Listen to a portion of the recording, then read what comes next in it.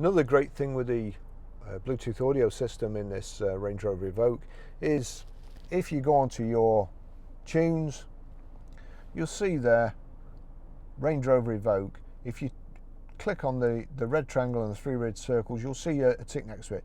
Now I'm going to turn this down, but what we need to do now is we can go to audio video, onto my music.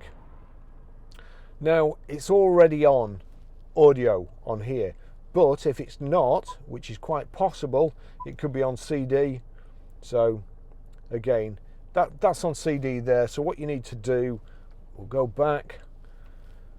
So we go to audio video, it's on CD there, there's a little plus by my music, click the little plus, and that allows you to change to stored CDs, USB, iPod, auxiliary, and my phone. I've just timed out there, so click my iPhone.